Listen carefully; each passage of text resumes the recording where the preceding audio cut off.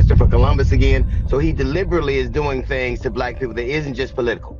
And any black man that does it is going to obviously catch some level of heat. When a black person does it, when it's a black person, I can always tell what kind of black person. I can always tell. He didn't I don't know, he bumped his head or something, but he has lost his mind. And it's a shame that he has to go down the path of racism.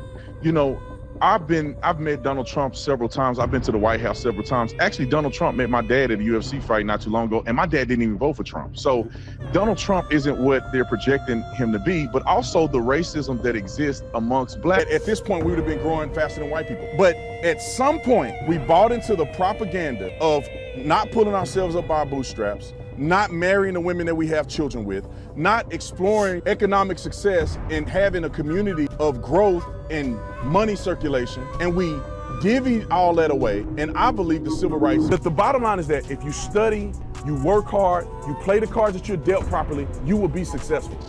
This country makes more millionaires than anywhere in the world. So recently, it all started with one bold accusation.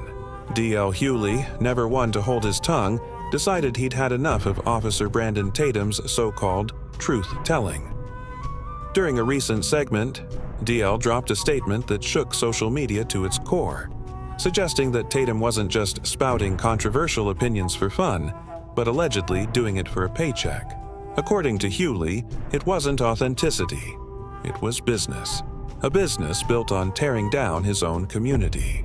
Within hours, clips of the moment went viral. Hashtags started trending, and suddenly everyone had an opinion. To some, DL was finally saying what needed to be said.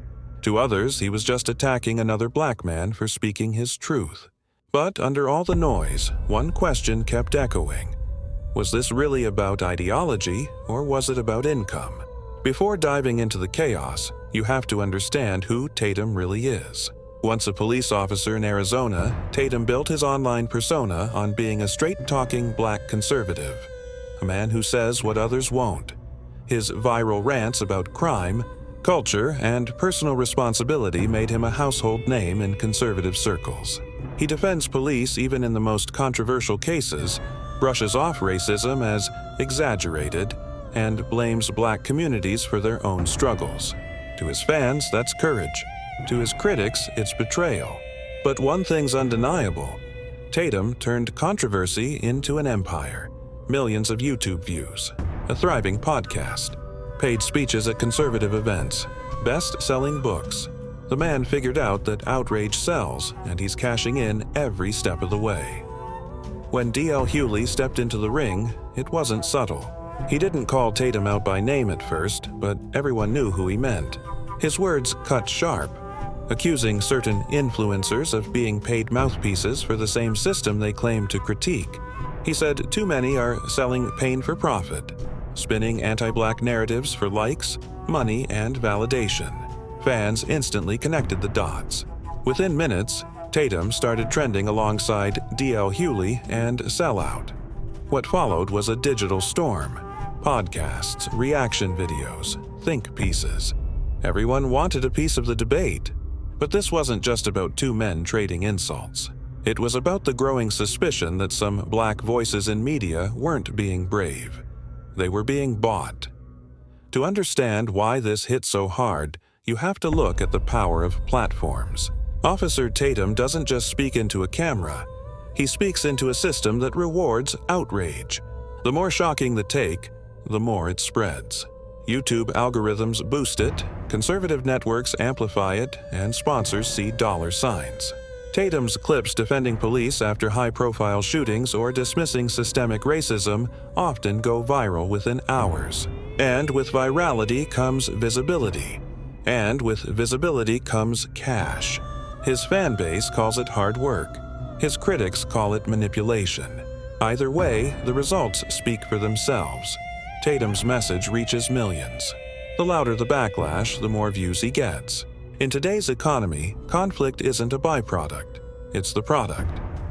As the controversy exploded, DL doubled down. He went on multiple interviews explaining that his issue wasn't with Tatum's right to speak, it was with what he was speaking for. Hughley argued that certain voices are handpicked and funded to push division, using accountability talk as a cover for anti-black narratives. He said, "When your truth always lines up with your paycheck, it's not truth anymore. It's PR." Those words stung. Supporters praised DL for calling out hypocrisy, while critics accused him of jealousy. But one thing was clear: Hughley had hit a nerve.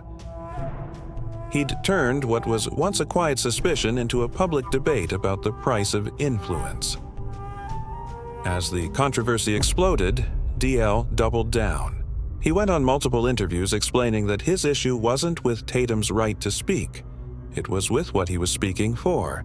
Hughley argued that certain voices are handpicked and funded to push division, using accountability talk as a cover for anti-black narratives. He said, "When your truth always lines up with your paycheck, it's not truth anymore. It's PR." Those words stung. Supporters praised DL for calling out hypocrisy, while critics accused him of jealousy.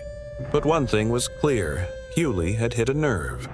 He'd turned what was once a quiet suspicion into a public debate about the price of influence. You already know Tatum wasn't about to stay quiet. Within 24 hours, he clapped back hard. On his show, he said Hughley was just another Hollywood liberal trying to silence a black conservative. He dismissed the accusation as nonsense from a man who lives off victimhood.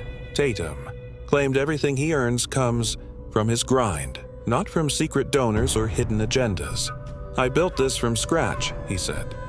"If you don't like the truth, that's your problem." But his defense didn't stop the speculation. If anything, it made people dig deeper. Screenshots of him speaking at Turning Point USA, pictures with right-wing political donors. Suddenly, every partnership he had was under a microscope. People wanted receipts, and the internet was hungry for evidence. Once the conversation turned to money, things got even murkier. The internet started connecting dots. Appearances at Turning Point events, university tours funded by conservative think tanks, sponsorship deals that perfectly aligned with his talking points. None of it was illegal, but all of it raised eyebrows. Critics began to argue that even if Tatum wasn't directly paid to perform, the structure of his career rewards exactly that kind of content. The angrier people get, the richer he becomes. That's when people realized, maybe the real scandal isn't one man's paycheck, but the entire system that turns outrage into income. By now, the internet was split clean down the middle. One half saw DL Hughley as the last man standing against hypocrisy. The other half saw him as another celebrity trying to shame a successful black man for stepping outside the liberal line. Hashtags like Jewish Truth Over Tribe and Jewish Tatum Exposed trended side by side. YouTubers dropped hour-long breakdowns, Twitter threads went viral, and comment sections turned into battlegrounds. Every word, every clip, every quote was analyzed. And through it all, Tatum kept posting, doubling down on his views, dropping new videos, booking more gigs. The more the fire grew, the more fuel he added. It was chaos, but it was also content. As time went on, a darker realization started to surface. Maybe both sides were winning. Every time DL mentioned Tatum, his clips got millions of views. Every time Tatum clapped back, his followers and donations skyrocketed. The outrage wasn't destroying them, it was feeding them. What if, without even realizing it, both men were trapped in the same machine? A cycle where division equals engagement, and engagement equals dollars. In a world where algorithms thrive on anger, maybe the controversy isn't an accident at all. Maybe it's a business model. And if that's true, the audience isn't just watching the show, they're paying for it with every click. So here's where it all lands. DL Hughley and Officer Brandon Tatum. Two men, two visions, one massive debate. But the real issue isn't who's right, it's what this whole moment reveals. In an age where content is currency and outrage is a marketing tool, how do you separate conviction from commission? When does speaking truth turn into selling division? Whether Tatum's motives are pure or paid, one fact remains. Controversy keeps the lights on. Every post, every clapback, every viral argument turns pain into profit. And if we're not careful, the price of truth might end up being our own unity. Because in this game, it's not just about who's talking. It's about who's cashing in when we listen.